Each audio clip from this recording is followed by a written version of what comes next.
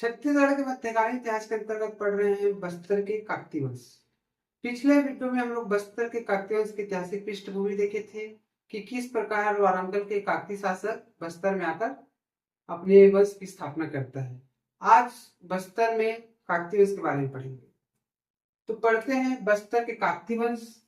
बस्तर के काकती वंश में सबसे पहले हम लोग पढ़ेंगे इनके सामान्य परिचय के बारे में। सबसे पहले क्या पढ़ेंगे? सामान्य परिचय।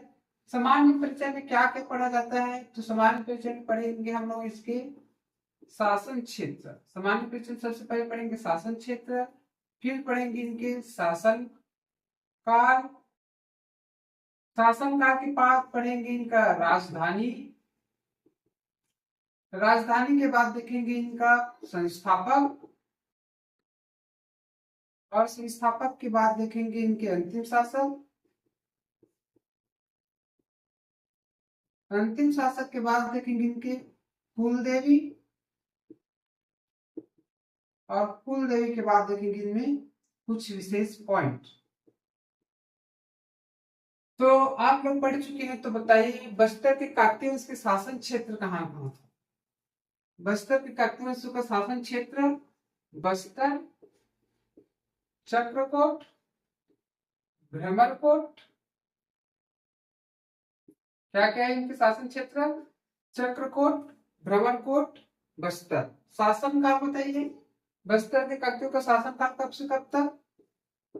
1324 ईस्वी से 1947 ईस्वी तक। जब तक बस्तर के देशी रियासतों का मतलब छत्तीसगढ़ के देशी रियासतों का विलीनीकरण नहीं हो गया था, तब तक इनका शासन काल था 1324 ईस्वी से 1947 ईस्वी तक। बस्तर में शासन करने वाले सर्वाधिक समय तक शासन करने वाला वंश है। बस्तर में सर्वाधिक समय तक शासन करने वाला कोई वंश है तो वो है काकती वंश। बस्तर में सर्वाधिक समय तक शासन करने वाला वंश कब से कब तक?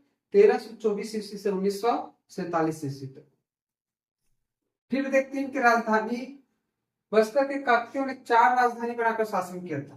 पहला राजधानी बनाया थी इन लोगों ने मंदोता को, और मंदोता को राजधानी बनाया था अन्नमदेव। पहला राजधानी मंदोता, और मंदोता को राजधानी बनाता है अन्नमदेव। फिर इनका दूसरा राजधानी है चक्रकोट। दूसरा राजधानी चक्रकोट, और चक्रकोट को राजधानी बनाया था, बताओ, पुरुषोत्तम देव ने। चक्रकोट को राजधानी पुरुषोत्तम देव द्वारा। फिर इनका तीसरा राजधानी था बस्तर। तीसरा राजधानी बस्तर, और बस्तर को कौन राजधानी बनाता है? बस्तर को राजधानी बनाया था दिक्पाल देव। बस्तर को राजधानी दिक्पाल देव। फिर अगला राजधानी जगदलपुर। अगला राजधानी क्या था? जगदलपुर, और जगदलपुर को राजधानी कौन बनाता है? दलपत देव। दलपत देव, दलपत देव, दलपत देव। ठीक है। फिर इनके संस्थापक बताइए। संस्थापक अन्नमदेव। संस्थापक अन्नमदेव। अंतिम शासक प्रवीण चंद्र भंजदेव। अंतिम शासक प्रवीण चंद्र भंजदेव। काकतियों के कुलदेवी। काकतियों की कुलदेवी बताइए। दंतेश्वरी माता। दंतेश्वरी माता इनके कुलदेवी थी। विशेषता भी देखते हैं कि बस्तर के काकतीय वंश को बस्तर के लोकगीतों में चालकी वंश या चालुक्य वंश कहा गया है। चालकी वंश या चालुक्य वंश कहा गया है। परिचय के अंतर्गत शासन क्षेत्र क्या था काकतियों का? शासन क्षेत्र बस्तर, चक्रकोट, भ्रमरकोट। बस्तर, चक्रकोट और भ्रमरकोट। फिर शासन काल कब से कब तक था? 1324 ईस्वी से 1947 ईस्वी तक। 1324 ईस्वी से 1947 ईस्वी तक बस्तर में शासन करने वाला सर्वाधिक समय तक शासन करने वाला वंश है काकती वंश। फिर क्या देखें इनके राजधानी। किसको राजधानी बनाया था? तो 4 राजधानी था इनका। पहला मंदोता अन्नमदेव के द्वारा, दूसरा चक्रकोट पुरुषोत्तम देव के द्वारा, तीसरा बस्तर दिक्पाल के द्वारा, चौथा जगदलपुर दलपत देव के द्वारा। राजधानी के बाद क्या पढ़े थे इनके संस्थापक? संस्थापक कौन है काकतीय वंश के? अन्नम देव 1324 ईस्वी में छिंदर नामवंशी शासक हरिश्चंद्र देव को पराजित कर बस्तर में काकतीय वंश की स्थापना करता है। कुल अंतिम शासक क्या देखे? अंतिम शासक प्रवीर चंद्र भंजदेव। प्रवीर चंद्र भंजदेव। कुल देवी देखे, कुल देवी दंतेश्वरी माता। कुल देवी दंतेश्वरी माता। विशेषता देखते हैं कि बस्तर के लोकगीतों में काकतीय वंश को चालुक्य वंश या चालुक्य वंश भी कहा है। इनके प्रमुख शासक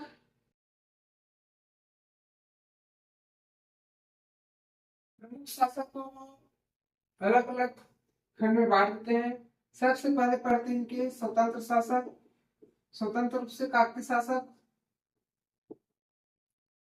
और स्वतंत्र शासकों का क्रम था 1324 ईस्वी से 1777 ईस्वी तक इन लोगों का शासनकाल रहता है। स्वतंत्र शासकों का शासनकाल 1324 ईस्वी से 1777 ईस्वी तक। फिर ये लोग मराठों के अधीन आ जाता है। मराठा अधीन शासक कब? 1777 ईस्वी से 1800। आंग्ल मराठा अधीन शासक, आंग्ल मराठा अधीन शासक। आंग्ल मराठों का शासनकाल रहता है 1818 से 1853 ईस्वी तक। 1818 से 1853। फिर देखेंगे ब्रिटिश अधीन मराठा, ब्रिटिश अधीन काकतीय शासक। इनका शासनकाल रहेगा 1853 से 1947 ईस्वी तक। ठीक है, अब पढ़ते हैं स्वतंत्र शासकों के बारे में। स्वतंत्र शासक बहुत सारे हैं, लगभग 15 शासक है। तो इनके लिए मैं एक ट्रिक बनाया हूं।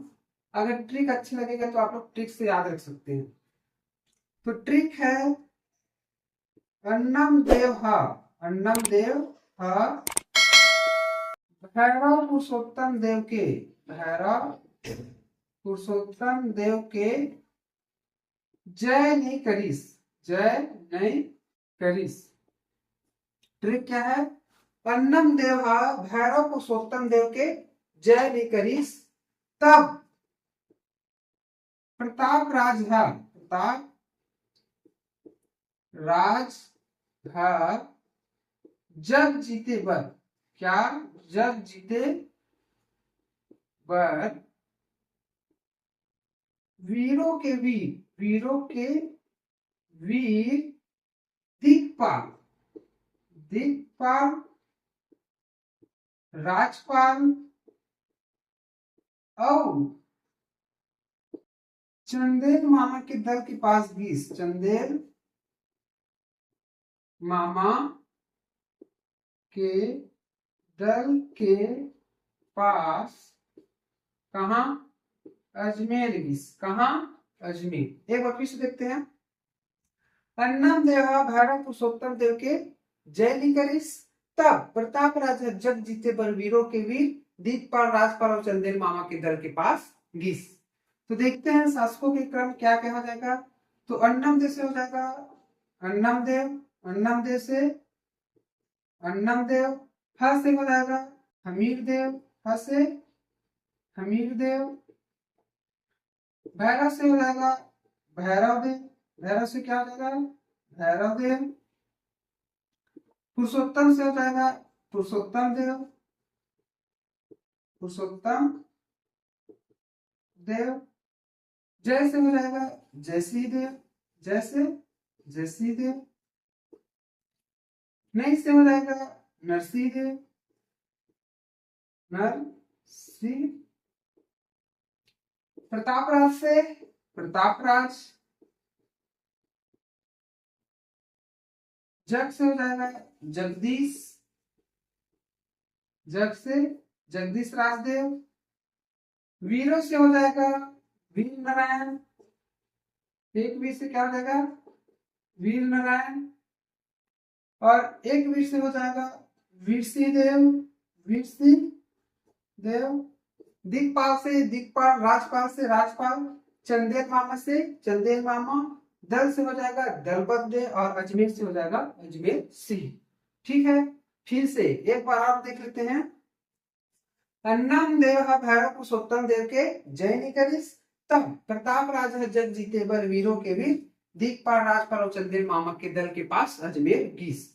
अन्नम देव से अन्नम देव, हर से हो जाएगा हमीर देव, भैरव से भैरव देव, पुरुषोत्तम से पुरुषोत्तम देव, जय से जयसी देव, नई से नई नरसिंह देव, प्रतापराज से प्रतापराज, जग से जगदीश प्रताप, वीरों के वीर से हो जाएगा, एक वीर से हो जाएगा वीर नारायण, दूसरा वीर से हो जाएगा वीर सिंह देव, दिक्पाल राजपाल चंदेल मामा दलपत देव अजमेर से, अन्नम देव से अन्नम देव, हर से हो जाएगा हमीर देव, भैरव से भैरव देव, पुरुषोत्तम से पुरुषोत्तम देव, जय से जयसिंह देव, नई से नरसिंह देव, प्रतापराज से प्रतापराज देव, जग से जगदीश देव, वीरों से वीर नारायण, वीर सिंह, दिक्पाल राजपाल चंदेल मामा दलपत देव और अजमेर सिंह। मराठा शासक है आपका दरिया देव, मराठा शासक दरिया देव। आंग्ल मराठा शासक में पहला शासक होगा महिपाल देव, दूसरा शासक रहता है भोपाल देव, पहला महिपाल देव, दूसरा भोपाल देव। ब्रिटिश अधीन शासक में पहला शासक रहेगा आपका भैरम देव, ब्रिटिश अधीन पहला शासक भैरम देव। भैरम देव के बाद रहेगा रुद्र प्रताप देव, रुद्र प्रताप देव के बाद प्रफुल्ल कुमारी देवी, प्रफुल्ल कुमारी, और अंतिम शासक है आपका प्रवीर चंद्र भंज देव, प्रवीर चंद्र भंज देव। मराठाधीन शासक दरिया देव, मराठाधीन शासक दरिया देव। आंग्ल मराठाधीन शासक महिपाल देव और भोपाल देव। ब्रिटिश अधीन शासक भैरव देव, रुद्र प्रताप देव, भैरव देव, रुद्र प्रताप देव, प्रफुल्ल कुमारी देवी और अंतिम शासक प्रवीर चंद्र भंज देव। मराठाधीन शासक दरिया देव, आंग्ल मराठाधीन शासक महिपाल देव, भोपाल देव, महिपाल देव, भोपाल देव। ब्रिटिश अधीन भैरम देव, रुद्र प्रताप देव, प्रफुल्ल कुमारी देवी और अंतिम शासक प्रवीर चंद्र भंज देव। अब पढ़ते हैं इनके बारे में विस्तृत रूप से। सबसे पहले पढ़ते हैं हम लोग स्वतंत्र शासक के बारे में। किसके बारे में? स्वतंत्र शासक। तो पहला स्वतंत्र शासक था अन्नम देव। कौन था? अन्नम देव। अन्नम देव सबसे पहले पढ़ेंगे हम लोग इनके संस्थापक। सबसे पहला पॉइंट क्या पढ़ते हैं? संस्थापक। बस्तर में काकतीय वंश के संस्थापक। बस्तर में काकतीय वंश के संस्थापक कौन है? तो अन्नम। बस्तर में काकतीय वंश के संस्थापक। कैसे किया था स्थापना? तो 1324 ईस्वी में छिंदक नामवंशी शासक। कौन रहता है छिंदक नामवंशी शासक? हरिश्चंद्र देव को पराजित कर बस्तर में काकतीय वंश की स्थापना करता है अन्नम देव। कब? 1324 ईस्वी में। संस्थापक के बाद देखते हैं इनका अन्य नाम। दूसरा पॉइंट क्या है इसका? अन्य नाम। अन्नम देव को अन्नम राज के नाम से भी जानते हैं। अन्नम राज। अन्नम देव को और किस नाम से? तो अन्नम देव को अन्नम राज के नाम से भी जानते हैं और इसे दंतेवाड़ा शिलालेख में कहा गया है अन्नम राज। दंतेवाड़ा शिलालेख में। अन्य नाम के बाद देखते हैं इनके राजधानी। तो बताइए इनका राजधानी अभी जस्ट पढ़े क्या है? मनधोता। क्या है? मनधोता को राजधानी बनाकर शासन करता है। फिर इनका विवाह पढ़ते हैं। क्या विवाह किनके साथ किया था? अन्नम देव काकतीय वंश के क्या है? संस्थापक है। तो संस्थापक है तो क्या करते हैं इनके? राज्याभिषेक। तो राज्याभिषेक कैसे करते हैं? चंदन का टीका लगाकर। तो चंदेल राजकुमारी, चंदन का टीका लगाकर राज्याभिषेक कर रहे हैं और इसका सोने का मुकुट धारण करता है। किसका? सोने का मुकुट। तो सोन कुंवर चंदेलिन के साथ इनका क्या रहता है? विवाह, सोम कुंवर चंदेलिन के साथ विवाह। विवाह के बाद पढ़ते हैं इनका विशेष। विशेष में क्या विशेष है कि इसे बस्तर के लोकगीतों में, बस्तर के हल्बी, बस्तर के हल्बी भद्री लोकगीतों में चालकी वंश राजा कहा गया है। क्या कहा गया है? चालकी वंश राजा। चालकी वंश राजा किसे कहा गया है? अन्नम देव को। किसने? बस्तर के हल्बी भद्री लोकगीत। तो बताइए पहले क्या पढ़े थे अन्नम देव के बारे में? संस्थापक, बस्तर में काकतीय वंश के संस्थापक। 1324 ईस्वी में छिंदा नाम वंशी शासक हरिश्चंद्र देव को पराजित कर बस्तर में काकतीय वंश की स्थापना करता है। फिर क्या पढ़े? अन्य नाम। फिर अन्य नाम में क्या नाम इनका? अन्नावराज। अन्नावराज किसमें है? तो दंतेवाड़ा शिलालेख में। अन्नावराज किसमें है? दंतेवाड़ा शिलालेख में। फिर देखिए इनके राजधानी, किसको राजधानी बनाकर शासन किया? मंधोता। राजधानी मंधोता। फिर देखते हैं इनके विवाह, तो कैसे इसका राज्याभिषेक किए? चंदन के टीका लगाकर और सोने का मुकुट धारण कर। तो चंदेल राजकुमारी सोन कुंवर चंदेलिन के साथ इनका विवाह हुआ था। फिर देखिए इनके विशेष। विशेष में देखे कि बस्तर के लोकगीतों में से काकतीय वंश, सॉरी, बस्तर के लोकगीतों में से चालकी वंश राजा कहा गया है। बस्तर के हल्बी भद्री लोकगीतों में से चालकी वंश कहा गया है। इसका एक पॉइंट बोल रहे हैं निर्माण कार्य। इन्होंने अपने कुल देवी का निर्माण, कुल देवी के मंदिर का निर्माण, कौन से मंदिर? दंतेश्वरी माता मंदिर। कहा? दंतेवाड़ा में। किसके? तो तराला गांव के निकट, तराला गांव में संखनी डंकनी नदी के संगम पर करवाता है। संखनी डंकिनी नदी के संगम पर अपने कुल देवी दंतेश्वरी माता के मंदिर का निर्माण करवाता है। ठीक है, दंतेश्वरी माता मंदिर का निर्माण दंतेवाड़ा, तराला गांव, संखनी डंकिनी नदी के संगम पर। हमीरदेव, हमीरदेव या इसी को बोलते हैं एमीराज। इसका अन्य नाम क्या है? एमीराज। अन्नम देव में सबसे पहले पढ़ते हैं इनका विवाह। उनका विवाह, अन्नम देव का विवाह चंदेल राजकुमारी के साथ हुआ था, तो इनका विवाह बघेल राजकुमारी से हुआ। तो बघेल राजकुमारी, बघेल राजकुमारी, बघेल राजकुमारी श्याम कुमारी बघेली, श्याम कुमारी बघेलिन के साथ इनका विवाह हुआ रहता है। विवाह देखे बघेल राजकुमारी श्याम कुमार बघेलिन।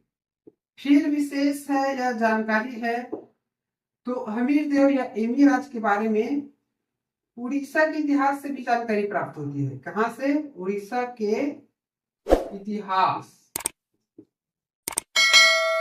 उड़ीसा के इतिहास से भी हमें हमीरदेव या एमीराज के बारे में जानकारी प्राप्त होती है। अब अगला शासक देखते हैं हमीरदेव के बाद भैरवदेव। हमीरदेव के बाद भैरवदेव। तो भैरवदेव में क्या पढ़ते हैं? भैरवदेव में सबसे पहले पढ़ते हैं इनका विवाह। भैरवदेव में क्या पढ़ते हैं? विवाह। भैरवदेव का विवाह किसके साथ हुआ था? तो मेघई अरिच केलिन, मेघई अरिच केलिन, और मेघई अरिच केलिन को ही मेघावती के नाम से जानते हैं। किनके नाम से? मेघावती। मेघावती या मेघई अरिच केलिन आखेट विद्या में निपुण रहती है। किसमें? आखेट विद्या में निपुण। आखेट मतलब शिकार करने में यह निपुण रहती है। इसी के स्मृति में बस्तर में आज भी, बस्तर में आज भी मेघी साड़ी प्रसिद्ध है। कौन सी साड़ी? इसके स्मृति में, किनके? मेघावती की स्मृति में बस्तर में आज भी मेघी साड़ी प्रसिद्ध है। अब देखते हैं अगला शासक पुरुषोत्तम। सबसे पहला पॉइंट पढ़ते हैं कि राजधानी स्थानांतरण के बारे में। राजधानी, तो पुरुषोत्तम देव ने अपना राजधानी बस्तर से चक्रकोट स्थापित, सॉरी, मंदोदर से चक्रकोट स्थानांतरित किया था। कहां से? मंदोदर से चक्रकोट। मंदोदर से कहा? चक्रकोट। राजधानी के बाद देखते हैं पुरुषोत्तम देव के उपासक, यह स्वामी जगन्नाथ स्वामी,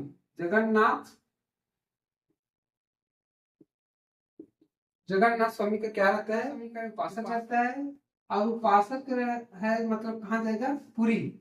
तो इसे उपाधि दिया रहता है पुरी के शासक ने रथपति।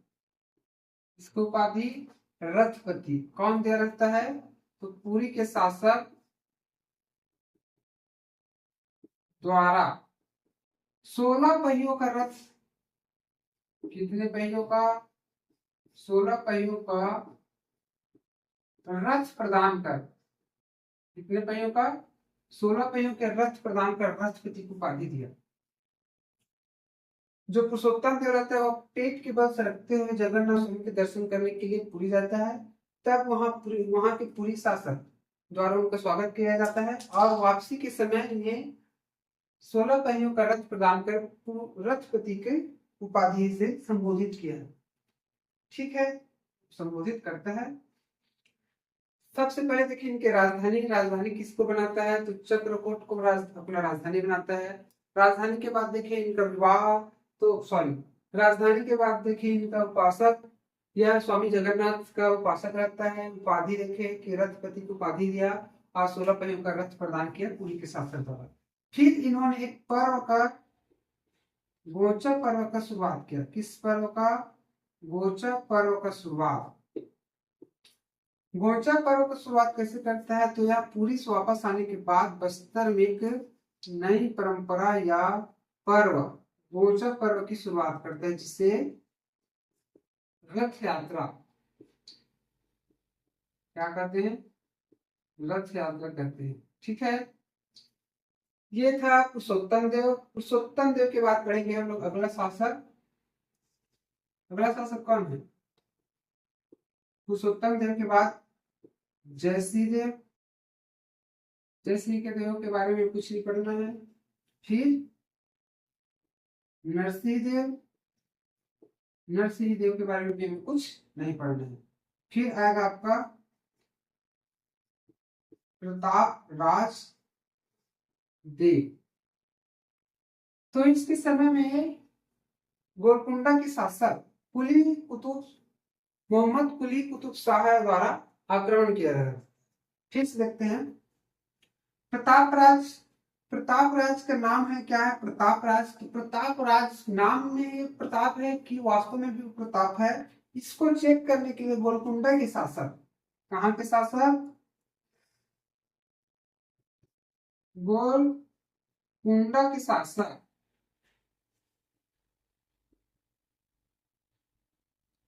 गोलकुंडा के शासक कौन रहता है? मोहम्मद कुली कुतुब शाह। मोहम्मद कुली कुतुब शाह की सेना ने बस्तर पर आक्रमण किया, जो असफल रहता है क्योंकि प्रताप राजदेव इसको पराजित कर देते हैं। गोलकुंडा के शासक मोहम्मद कुली कुतुब शाह, ठीक है, का आक्रमण। प्रताप राज के बारे में बस इतने पढ़ते हैं कि समरसन काल में गोलकुंडा के शासक मोहम्मद कुली कुतुब शाह की सेना ने आक्रमण किया था, जिसे प्रताप राजदेव या बस्तर की काकतीय सेना ने पराजित कर दिया था। अब पढ़ेंगे अगला शासक के बारे में भी कुछ नहीं पढ़ना है। फिर आएगा वीर सिंह देव।